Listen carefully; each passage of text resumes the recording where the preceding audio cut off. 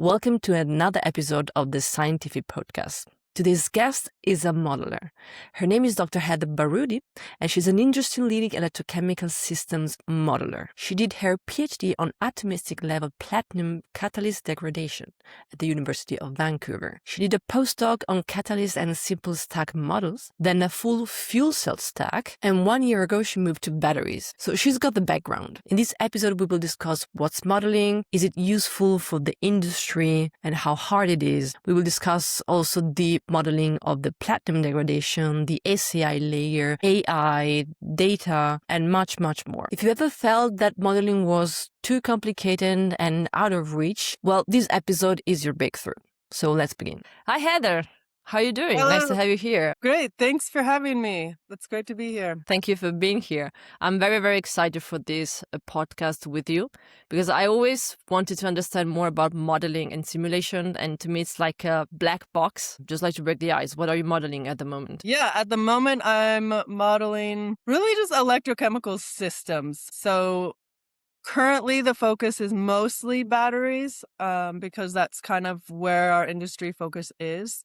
But I come, as you said, I come from my background is fuel cells, and my PhD just looking at simply how platinum and oxygen are just moving in a system. So really small level, and now I'm looking quite largely at even scaling up to plant level.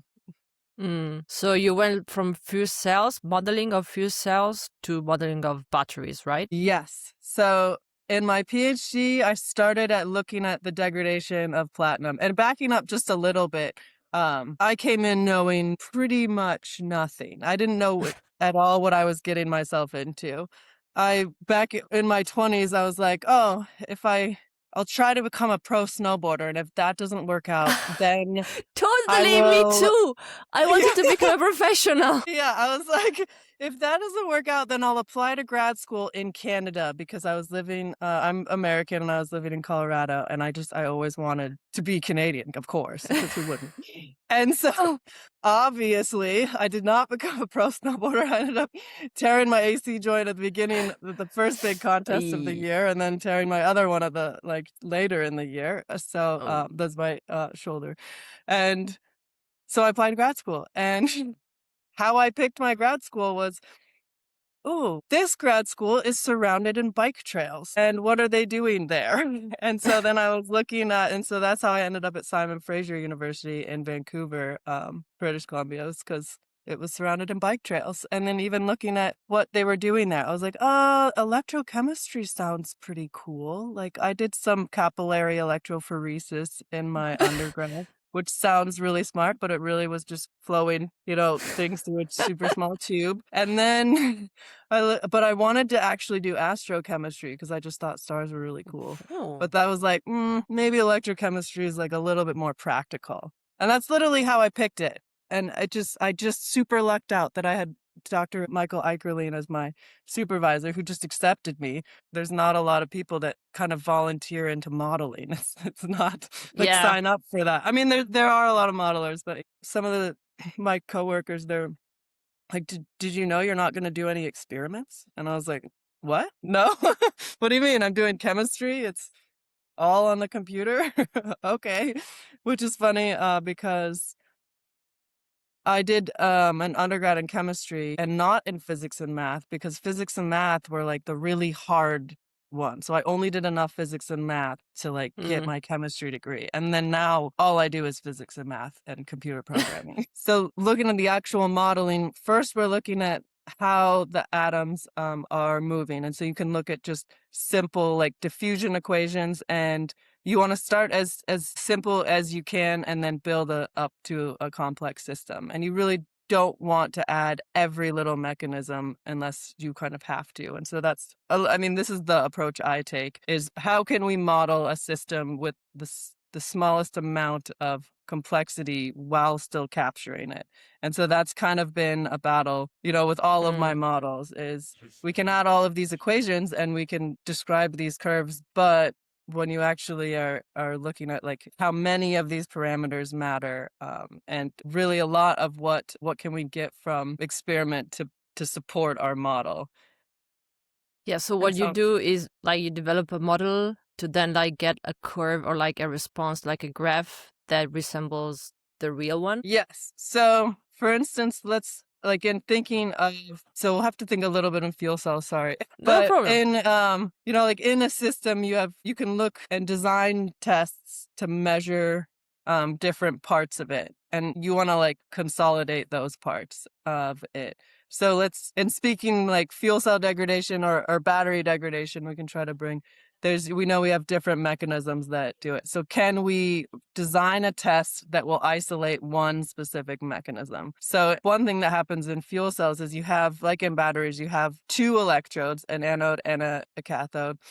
And in fuel cells, since you're running kind of the opposite way, the cathode is the one that a lot of the oxidation and degradation is happening. So that's really the electrode that we're looking at mostly in that side of things. But you have mechanisms that happen that dissolve basically the electrode because it's a highly oxidative state. And so we're looking at what potentials can you run the fuel cell at that can tap into these different mechanisms. And so one of the mechanisms is basically you have platinum in the electrode and those will basically just dissolve away. Or if you go to a higher potential, those particles can merge together. And when you're looking at it from on paper, you're looking at the electrochemical surface area. So how much platinum is there to have the reactions take place to run a fuel cell.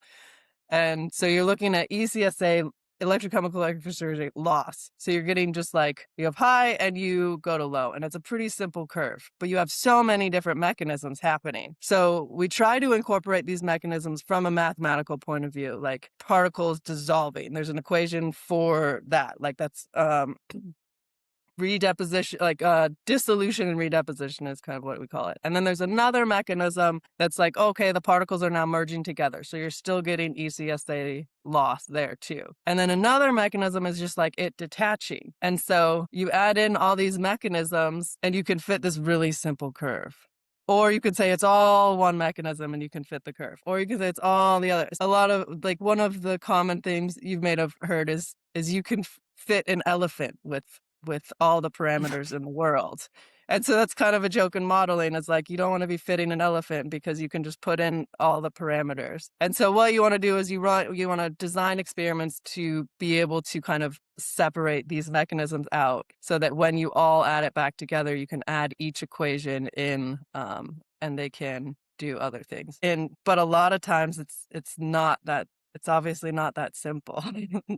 Yeah, and of so course. I did a project with Ballard fuel cells during my PhD that we tried to do exactly that. We tried to look at a surface area loss curve and break it into different mechanisms. And you also, the more test data you have, the more you can try to fit. So you want to fit the model holistically. You're accounting for how much the particle size is affecting it. So you have a particle size curve and that starts off. And so you want to fit the radius and because you have as I mentioned, you have mechanisms that account for the size of the particles. So the dissolution and redeposition. So of course you have to know the radius. So you want to be fitting all these different things. So the more data you have, the more you can fit. I went and worked with Ballard and I got all this data and tried to fit these 4 different mechanisms.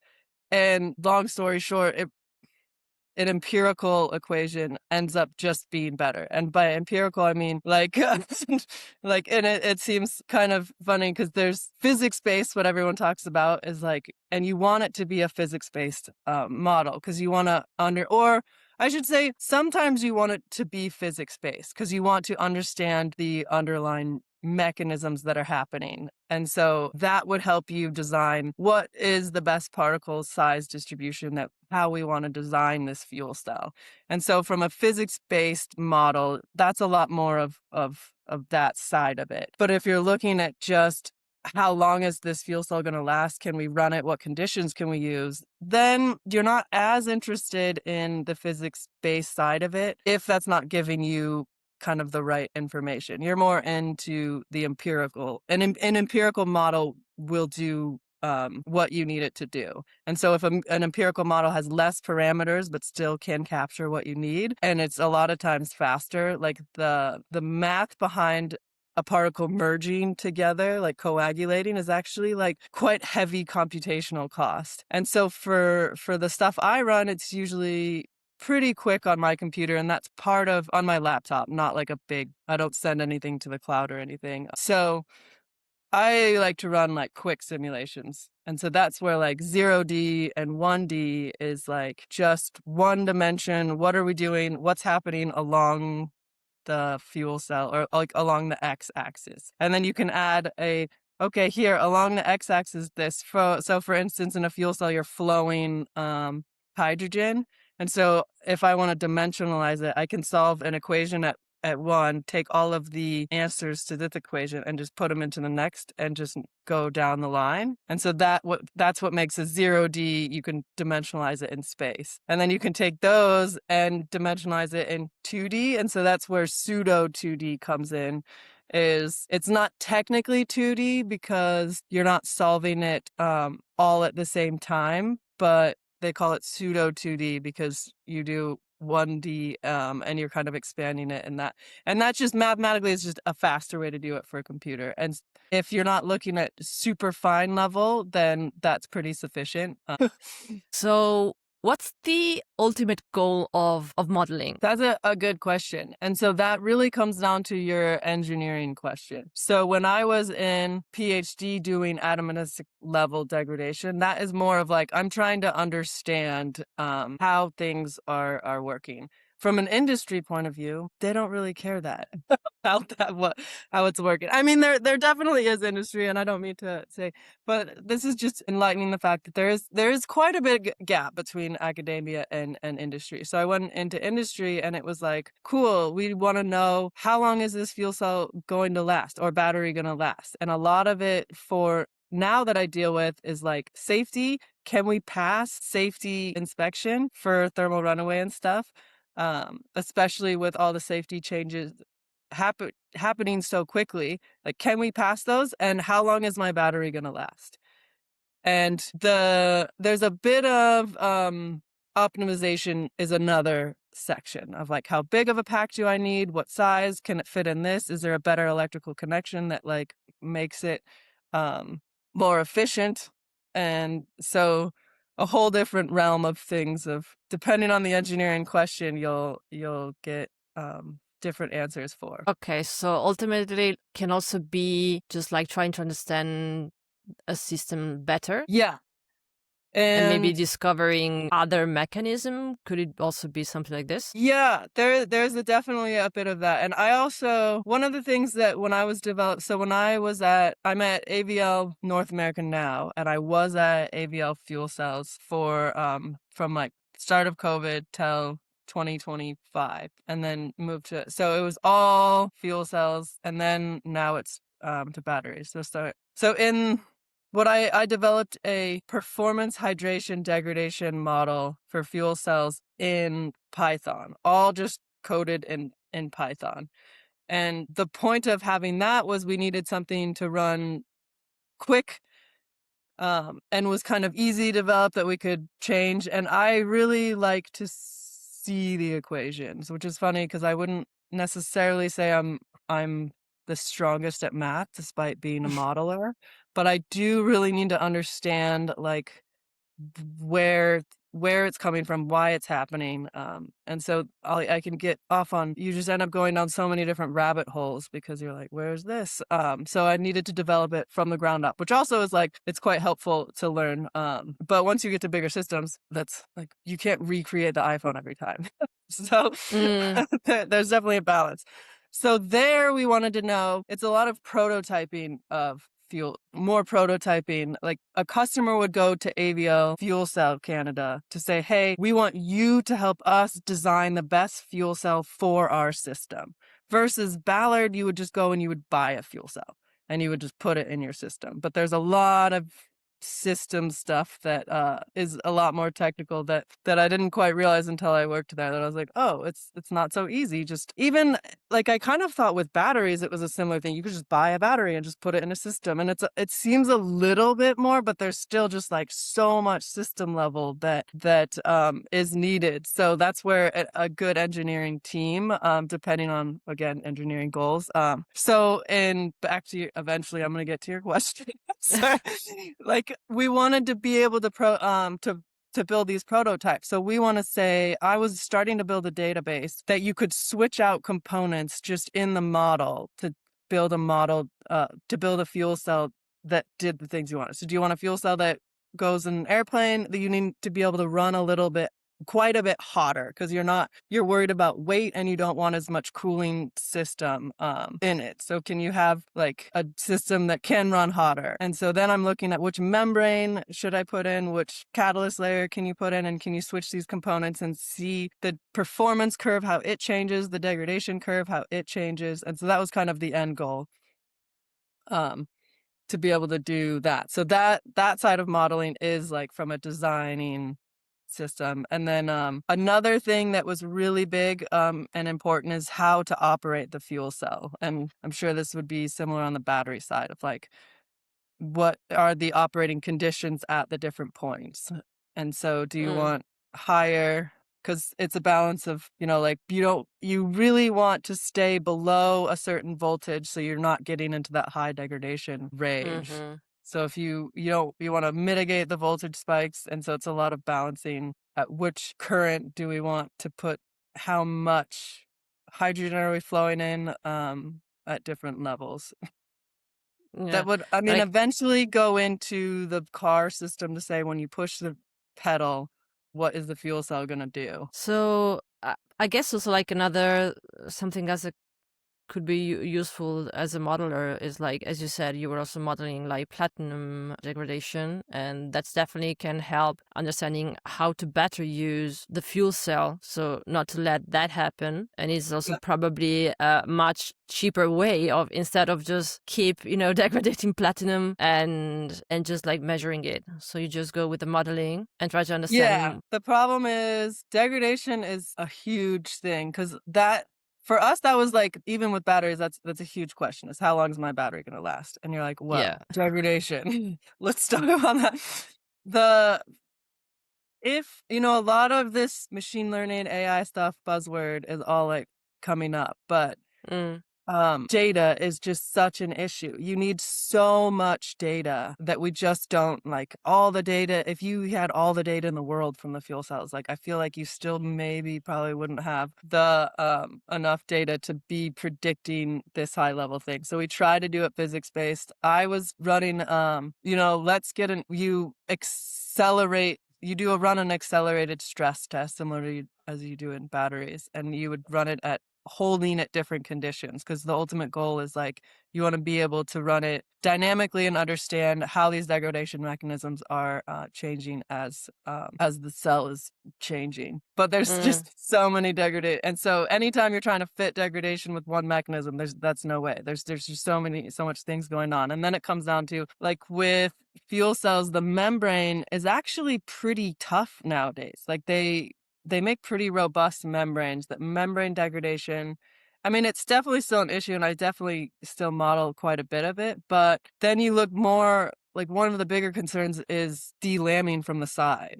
So your model, you could have the greatest model in the world, and you have a defect in the cell or in the stack that, like, then ends up making it fail.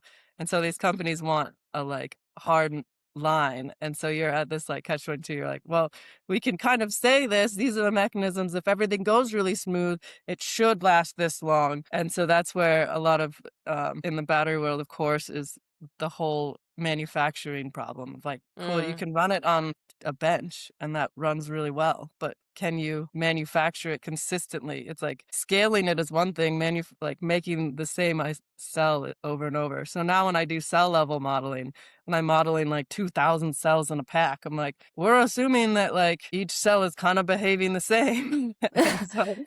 and so in the model, I can make different like state of charges for different cells and stuff, and do really neat things like that. that. But yeah, degradation itself is complex across the board. So when people do come to say, how long will my battery last or fuel cell last, you're like, well,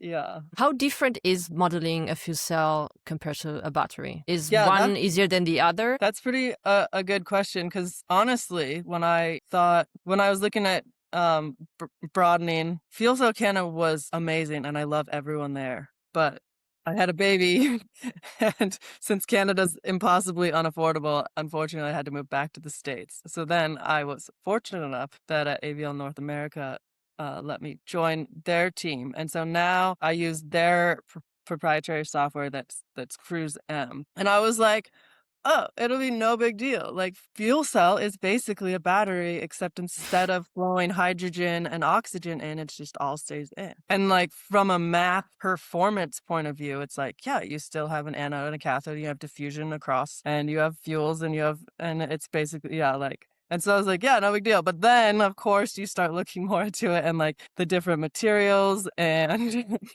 the swelling, and there's a lot of other aspects that aren't really considered in fuel cells. You don't really have like thermal runaway is one of the biggest things in batteries, where we don't really talk about Mm, thermal runaway in fuel cells. You talk about yeah. like, yeah.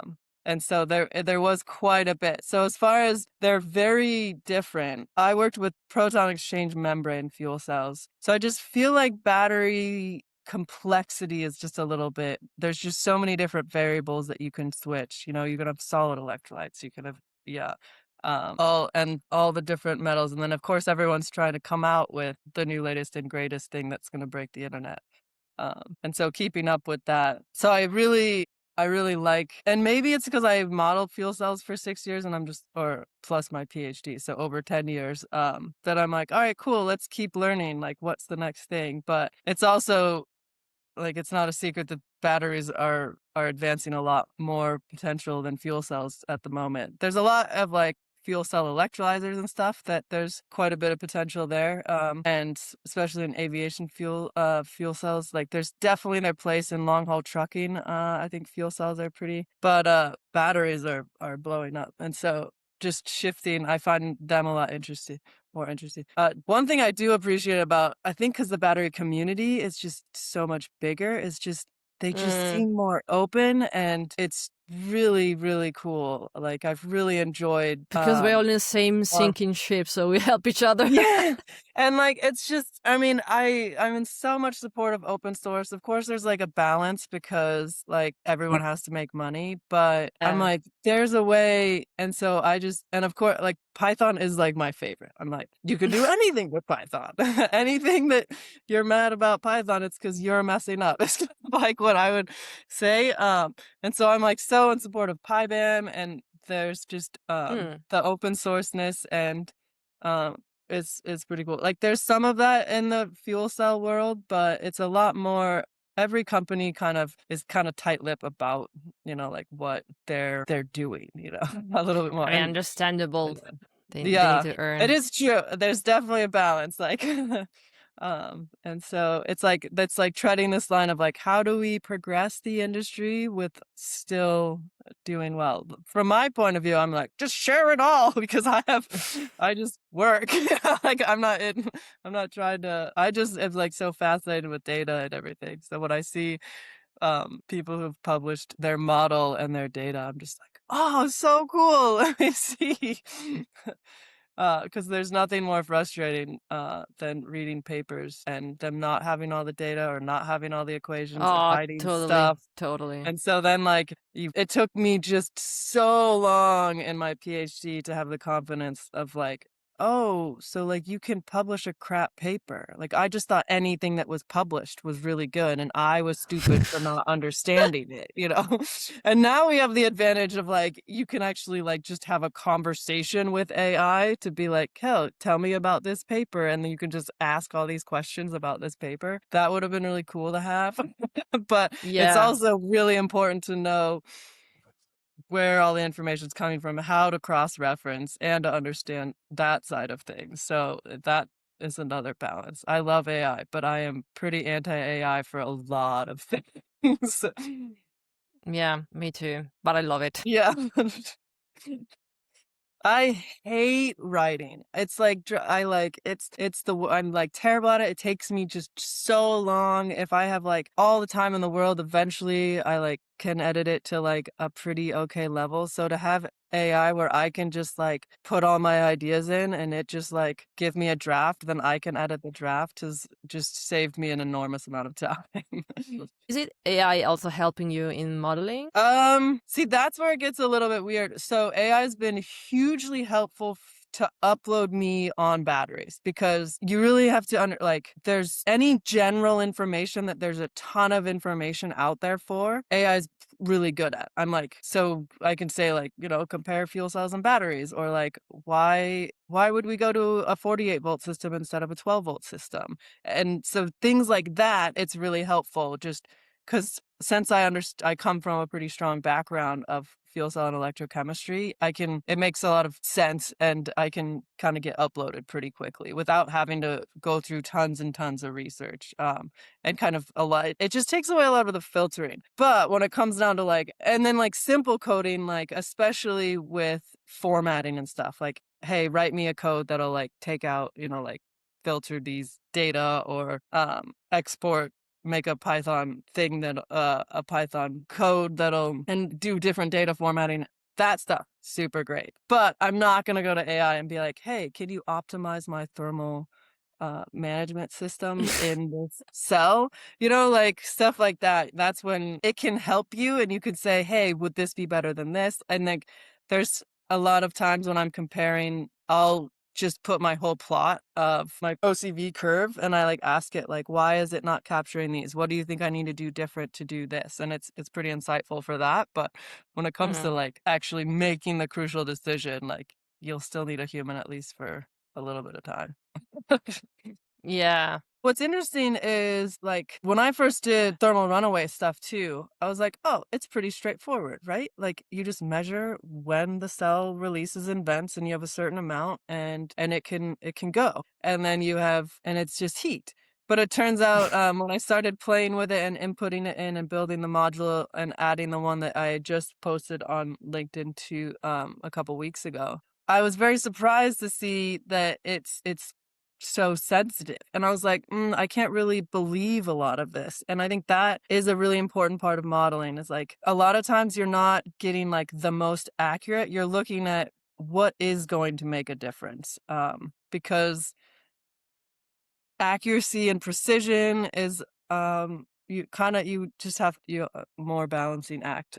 So I had to stop just a little bit because thermal runaway also isn't actually as straightforward as I thought it was. And so uh, and then I was like, wait, like Cruise M, the software I deal with, I mean, it was so ABL, backing up just a little bit, like started as a powertrain company in the 40s and did testing. And for their testing side of things, they developed software to help them and then they realized like, oh, we could sell this software. So this software has been developed for a long time and we have huge teams. ABL is a huge company. It's got like almost 12,000 employees globally. And there's a lot of, and the Helmut List is the founder, the CEO. And one of the coolest parts of ABL is like, he made sure to have a heavy, continued R&D presence in the company. And so it was over 10% R&D like throughout the whole time. So we have a lot of really smart people working on it. So every once in a while I'll think,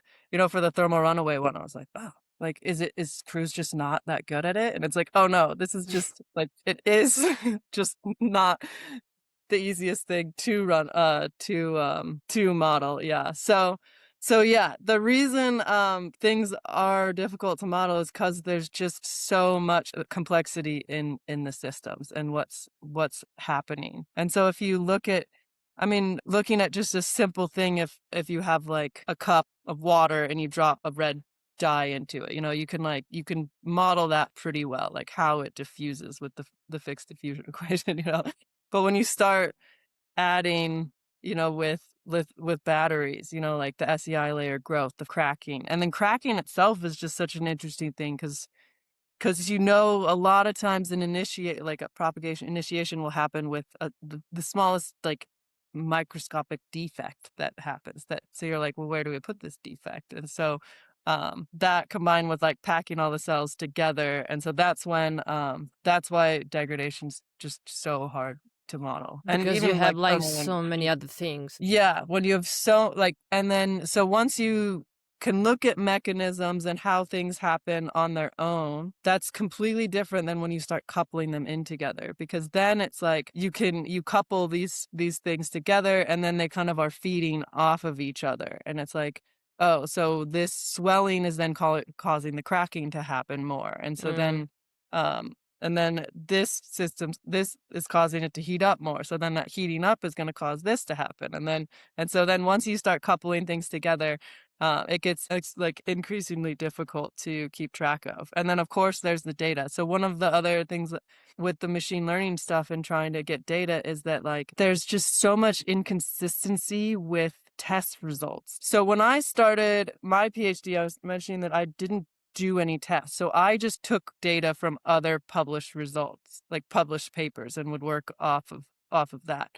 And what you find is not everyone's publishing their full system, all the operating conditions and stuff. And so there's a lot of papers I just had to throw out because I'm just like, well, like this looks like really good data. So many times I would be like, this abstract this is amazing. And then this is exactly Yeah, what I need. And then it's you get the marketing. paper and then you're like, oh, no, it's not at all what it seems. So that's a whole other problem is with the open source thing. Now that I don't have access to every paper, I'm like, well, this abstract sounds really good, but I'm not going to buy the paper Yeah. because there's just too many times. And then of course I'm angry about the fact that the researchers aren't getting any of it. It's just the publishers that are getting it. But that's a whole other problem with that world. I think it was one of your first posts when you started like posting like consistently. And you wrote like that great work happens at the cell level, but scaling up to modules and packs gets messy. So why is that Yeah. gap still so wide? Yeah, that I mean it really comes back to just adding more complexity to systems. And so a lot of battery companies will have this great working coin cell and be like, cool, look how much power we have. And even with modeling, to capture that, like that step is big and so we do it, but whether or not it actually is going to perform or not. And we have lots of like test data that shows that it does do quite well, but there is quite a big gap because it's a very different system, and not all the mechanisms are captured in a coin cell that'll go into, say, a cylinder cell with pressures and stuff that's higher complexity. So which chemistries have you modeled for the Yeah. batteries right now? Probably lithium-ion batteries or also something else? Yes. Most lithium, and so in CruiseM we've built up quite a materials library in there that's quite neat. And you can do electrochemical battery modeling. And so with those it's lithium, NMC, LFP. But if you want to, we can also do equivalent circuit modeling. So it's not limited to the chemistry. We just haven't done a lot of different types. So we're always looking for which data we have. And it's funny because I work for a global company with tens of thousands of employees, except we don't talk to the different affiliations as much as I think we should. So there's a lot of things that'll be going on that I find out and I'm like, well, that's really cool. But there's just so much going on that you can't quite keep track of it. And then, of course, IP across countries is weirder than it should be. I think we can do a lot of chemistries, and I hate to limit it because there's probably more than I even know of. But like we have a partnership with Batimo too, and so they're all their cell library. Like we can tap into any of those cells. But then it really, like, if someone comes to us and is like, we want to model this, here's a bunch of data, then it's like, cool, like we're on it. I highlighted like an LFP cell, and when you're trying to go from electrochemical battery to fitting equivalent circuit battery, and why you would do that, like the electrochemical battery model has all the physics in it. So that's where, as we were saying, like you do more of like the design side of like, oh, can we change some of the structure to make the diffusion better, and then how will that affect that? So when a customer comes to us and wants to model their specific cell, we can change some of these parameters and have like a pretty solid guess of how their specific cell is going to perform. Like one of the things that of course everyone's seen is everyone's adding silicone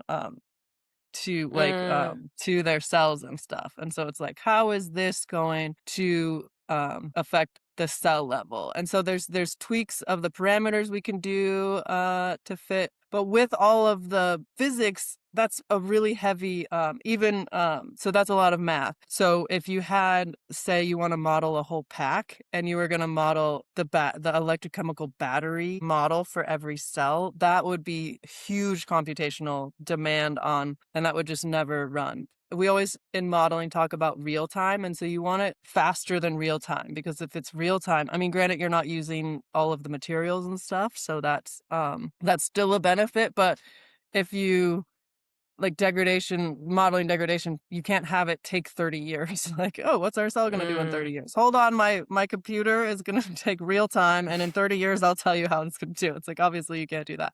So what you do is you simplify that to an equivalent circuit model. So once you understand the physics and have a good, solid electrochemical battery model, there's different ways to kind of fit it to an equivalent circuit model. And the way Cruise does it, there's new ways too, but I showed using the pulse fitting, and so you can do you just do it as if you would test it on a test bench. You like shoot pulses into it and see, and the different relaxations, you can capture different mechanisms, and so you simplify it to an equivalent circuit model. So we'll talk about electrochemical battery models and then making it simple to an equivalent circuit model, which is funny because it's EBM is the acronym and ECM, and I still am like, wait, what? Because they're so close. And so then once you have an equivalent circuit model, then you can model the whole pack because the math is way simpler. So now coming back to your question, with LFP, it's harder because of the shape of the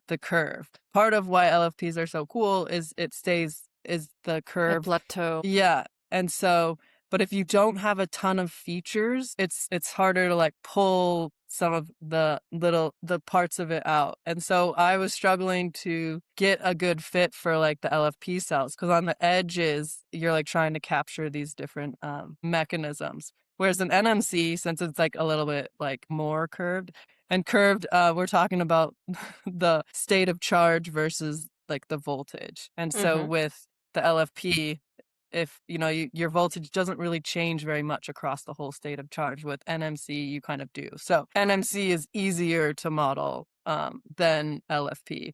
LFP kind of works because it definitely works like for the purposes of mine. Well, I was kind of just showing generally I was just showing a very general model, but in the case you don't really want to be discharging, well, I should say, if you're okay with not really knowing, if you're just going to try and charge 20 to 80%, then you're like, cool, my model works really well, but it's 20 to 80%. We can use this ECM model that's simplified, and that's cool. If you're really wanting to know like the 10% and the 90 to 100%, then it's like, okay, cool, we can't actually use this one. It doesn't capture it well enough. So What does ECM stands for? yeah, sorry. The ECM is the the equivalent circuit model. So that's the simplified one. EBM is the equivalent, the electrochemical battery. See, even speaking, I get them mixed up because I'm like, they're both electrochemical. They both have C's. So when you simplify it to an equivalent circuit model, the ECM, if you're not capturing those ends well enough and you actually care about those, then you can't use that one and you need to do other mechanisms. I just did a post about the guys from About Energy just published an article, Dickinson, that shows that they have a different methodology for fitting, and instead of using an electrochemical battery model and testing the battery and using the different pulses, they just look at all the test data and use their fitting algorithm to fit it like holistically, and it does quite a good job. So there's different ways to get to the more simplified physics that would, or models that would still capture what you need. And so that's really, really the whole point of modeling is like, can we capture what we need and for the engineering questions without making it so complex? One of the funny quotes that I think about is like, the best code is no code. And it's like, obviously, like you need code for it. But if you can extract as much as you can and simplify it down and it still answer the right questions. So I like to strip it all down and then slowly start building back. And so with the equivalent circuit models, for instance, there's a lot of, you can do one RC circuit, 2 RC circuits, 3 RC circuits. And if you just open Cruise and have it do it automatically, they'll like default it's 3. And then you start thinking like, well, how good would 2 be? And most of the time 2 is perfectly sufficient. It's not worth the computational cost of increasing that to 3. You still get good fitting characteristics. And the one I showed was just a single circuit. So it all depends, comes back to your engineering question. What about dendrites? Yeah, those. Do you also model those? Because they're kind of, in between the degradation and the cause for thermal runaway. Yeah, I know it's important. I don't know how you would actually do it. I think most of what I'm looking at is like SEI layer, loss of lithium. Yeah, but I need to learn more about the mechanisms that are going on in the batteries. I mean, the SCI is still not like 100% understood. No, yeah. It's wild how long something can be studied and still just not understood.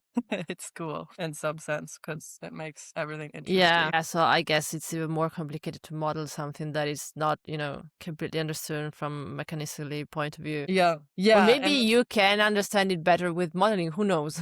Yeah. Maybe it's where actually modeling. Is there like a mistake you see people that do models that I don't know, you think? Yeah, the data thing is a big thing. Like if you crap in, you'll get crap out. It doesn't matter how good your model is. If you're not feeding it with good data, then you're not going to get good results out. So data is so important, and like the quality of data, having all the parameters for the data, like understanding where they come from. But then also a huge thing now that just drives me nuts is the buzzword AI. Like we're back to like machine learning and stuff because everyone wants to like develop these cool machine learning models. And now it's like pretty easy. You just like, I mean, easy, that's not a good way to put it, but it's like, oh, okay, I've developed this model that I can train it on all this data and then I get this cool, like, and I can just tell you when your fuel cell's gonna degrade or something. And so I'm like, yeah, but what does your data look like? How much are you training it? Like, do you realize how much data? And then it's like, oh, so we trained this model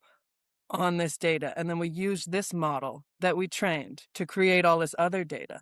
And then we created another model using the model's data that came. And I was like, wait, so you used a model to create the data to feed into a model? Like, so I mean, like some of it, if your model's like, if you're really trustworthy of your model, like you can do that. And it's not like quite a big step.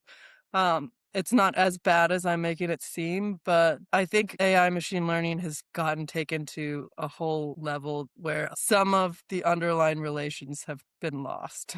Is there like a problem that you're fixing at the moment in your models? Or like what's the hardest thing you ever modeled? What's the hardest problem? I think the hardest is definitely the degradation side of it because there's so many different mechanisms coming. But it's pretty straightforward if you have just simple mechanical systems and you're kind of virtually plugging them together in line, like this is how much pressure comes out or whatever. But once you start having a lot of interactions deep inside, that's when it gets just too much. And too much, it just, your confidence in the results just goes down quite a bit. It's not to say that you can't model degradation or that there's not valuable information. Like obviously we're modeling degradation, we model SEI layer, we model loss of lithium and and plating and all this stuff. It gets challenging to be super confident in the results. And it's easy easy, another like to just turn on some degradation mechanisms and fit a curve and be like, oh, there we go. We're good. We got it. And it's like, well, like, yes, it fits, but like, what else are you capturing all of the mechanics that are going on? Like, you can't just fit capacity fade and call it good. Like, you have to look at all the different modes. Unless, of course, like, as we talked about, like, if we're looking at just degradation as a whole and you have enough data behind it, some, in the fuel cell case, doing ECSA loss, specifically just that one part of the degradation, does seem to be better.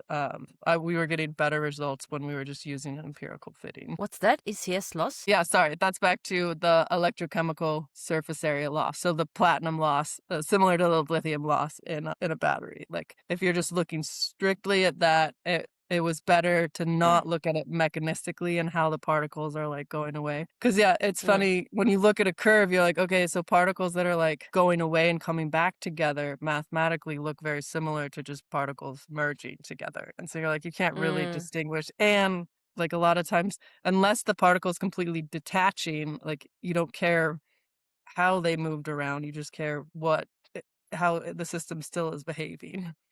Yeah. So in that case, yeah. So empirical, yeah. So what are we expecting for your next series on LinkedIn? Yeah, that one is I kind of hinted at that, the full car and how complicated it is together, but in a simpler way. So we're looking at, it's not just the motor to the battery. There is like, I didn't even realize really, I didn't think too much about AC versus DC as someone. I'm like, oh, so the motor is AC and the battery is DC. So yeah, you have to model the inverter.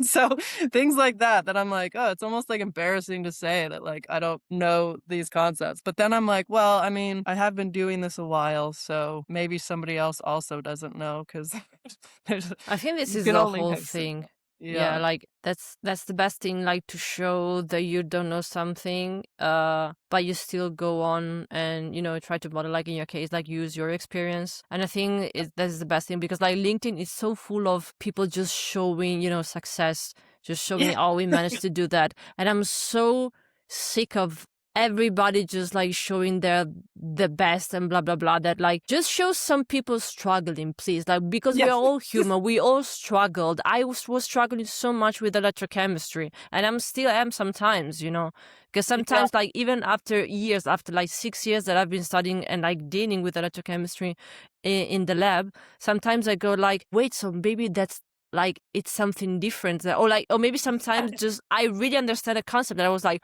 holy crap, now it makes sense. Yes, it is so true, and that's why your posts are so refreshing too. Like, it's just too funny. I'm pretty sure that I have relearned what impedance is like 100 times, and I'm still like, wait, what is impedance? And it's Well, just like, teach it to me, because I still don't know what it is. yeah. After And I'm all like, these I years. know you can get so much powerful information out of these things. And it is so tricky, because so many times, like, man, I would like be asking someone like, why is this? And they're like, well, that's how it is. And I'm like, no, like, why? And then you realize like, oh, they don't actually understand it either. So And they get it's, pissed usually. yeah, they're I just like, noticed this thing, like when they get like nervous, I know that I need to stop, because it means like I'm, threatening their ego. So I'm like, okay, I'm gonna yeah. give up. And so I'll that's why, ask ChatGPT or Claude. Let's see. yeah, yeah. I like to present more of like, this is the process. This is how I got, and kind of in like a logical way that's helped me kind of I love explore it. things too. And so it's been really fun to do that. This next series too, is more of kind of discovery than I'm not trying to highlight but a lot of different things. Yeah, it's more Yeah, but that's following nice. the But I think also, questions. like, if with your like series, like you bring people like closer also to modeling, which sound, Yeah. because like it looks so scary, it looks like, oh my god, I'm too stupid Yes. like to do anything like that. Like, phew.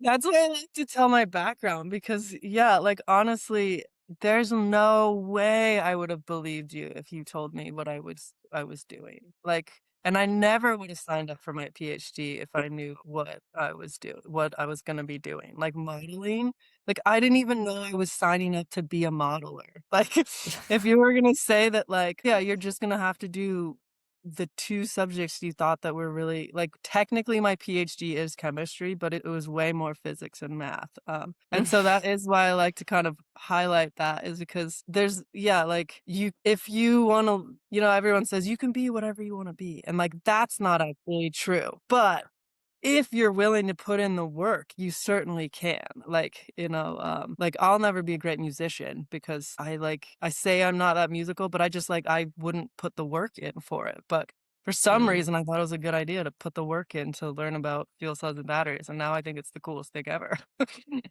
Yeah, Now it it's is very expanded the cool. whole, whole system levels. So it's pretty, it is neat. So I can definitely, so modeling is a wild thing. But if you break it down, just like building a house, when you look at a big house, you're like, how could you ever build that? But when you like start looking at like, oh, I could probably understand how to build the foundation. That doesn't seem okay. And like, okay, you can the frame, that kind of makes sense, And so if you like, and that's pretty much that's how modeling is too. If you like break it down to like, oh, we're just fitting y equals mx plus b, just like back in 7th grade.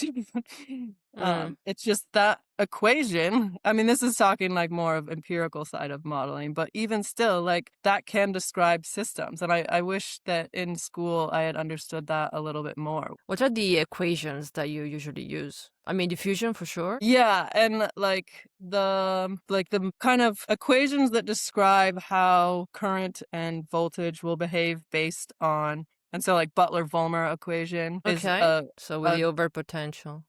and so like how and different, and the battery one is the underlying the DFN, the Doyle Fuller Newman one, and Yes. so and that's like kind of main one for the electrochemical battery one. And so it is a lot of the underlying, like it's very well grounded in the physics of what's going on. And then of course just for the equivalent circuit model one, just simple equivalent circuits, like and then it just gets more complex, like resistors, and you have your ohmic resistance, and you just take into consideration. And so you can think of it as a simple circuit. And so like it took me that was one thing, like I didn't want to do engineering because that also was like, that was the hard thing. I was like applied, and now like basically like an engineer, because it's like, oh no, it does make sense. And when you realize it makes sense, it's really cool. And so it took me a while, even in fuel cell modeling, to realize like the physical system of it, especially because I was just at a computer, like just fitting data, or trying to explain data. Like I didn't really see what a test station and what like a fuel cell even looked like. Like electrolyzers are like as big as like rooms. They're huge. And I'm like, oh, crazy.